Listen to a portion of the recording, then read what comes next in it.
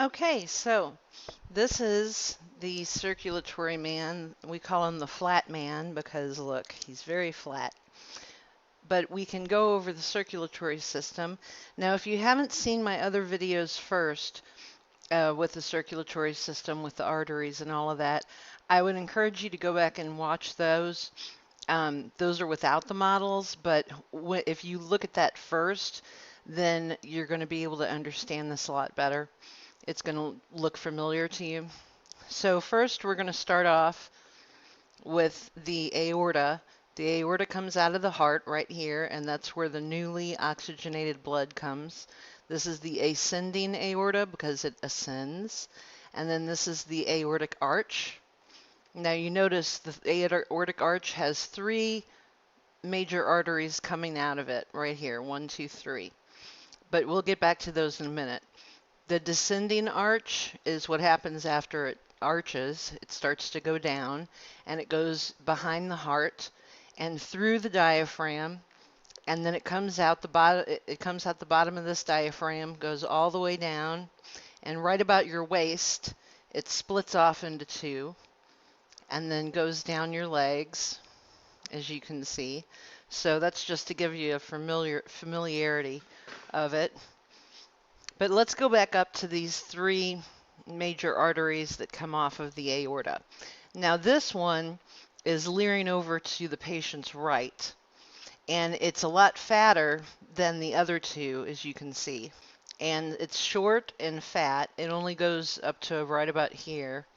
And if it's short and fat like that, it's called a trunk. So this is the Brachiocephalic trunk. Brachiocephalic because brachii means upper arm and cephalic means head.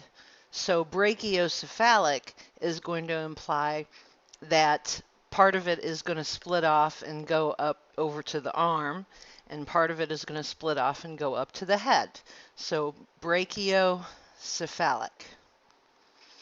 So as a tree trunk, just like a tree trunk, it forms branches, and those are the branches I was just talking about, the branches that go up to your head and the branches that go over to your arm.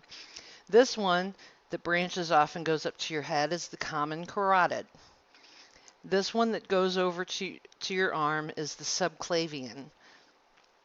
It comes down, and as soon as it gets to like your armpit area, it's the axillary. And then it comes down, and remember the upper arm is called brachii. So this is the brachial artery.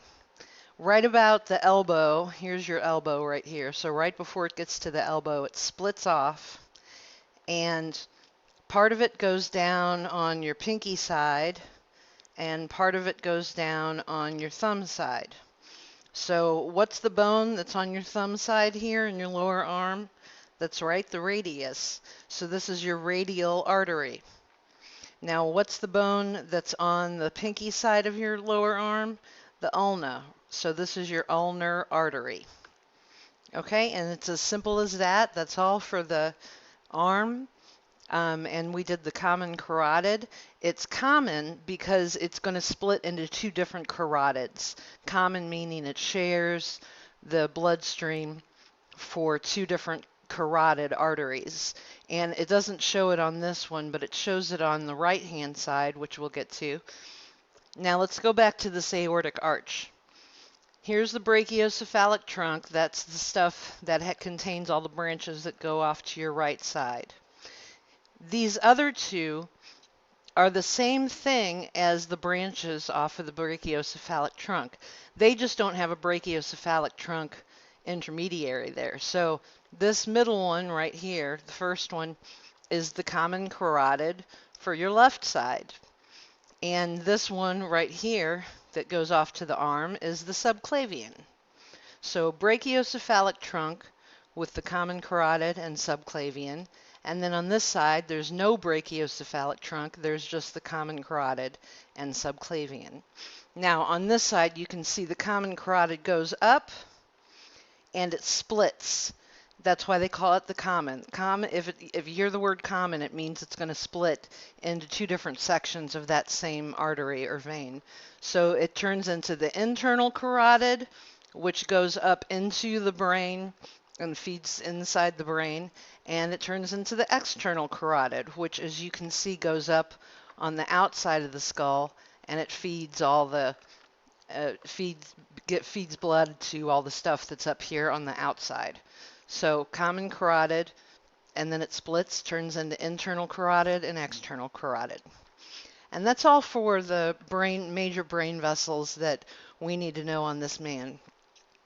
So over here, again, you have your subclavian, and it goes past the clavicle. That's why it's called subclavian. It goes under the armpit area. That's axillary. Brachial, and then it splits into the ulnar and the radial. And on this side of the model, it goes behind the bone, so you can't really see it. And then it does a loop-de-loop down here in the hand. And if your teacher wants you to know those, you can just look them up. Now, as far as the descending aorta coming down here, let's skip this, the abdominal region for a minute. And we're going to go down here to where it splits at the waist. Now this splits, this is called the common iliac. Why is it common? Because right here, it's going to split into the internal iliac and the external iliac. So that's why this section is called the common iliac. And this is the left common iliac, and this is the right common iliac. And that splits directly off of the descending aorta, the abdominal aorta. Now the external iliac, the internal iliac is going to go and feed like right around here, your reproductive organs and your urinary system and stuff. The external iliac is going to come on down, and as soon as it goes through your hip line, which is your inguinal region, it goes through that inguinal canal, and this is just cut away so you can see the bone underneath it. But here it picks back up again on this model. This turns into the femoral. And it comes down here past your knee, and as soon as it goes around your knee, that's the popliteal. And then it comes down, and this isn't a good one to show you. I'm going to show you on the right side of this. Let's go back up here. Here's the internal iliac, external iliac. It comes down, it goes through the hip area and turns into the femoral. Femoral comes down to the knee, goes behind the knee to the popliteal, and then it splits, and one goes in front of the tibia and the other one goes behind the tibia. So can you guess what those are named? That's right, that's the anterior tibial artery and the posterior tibial artery. And that's it. That's it for the legs. Now, to do the torso up here,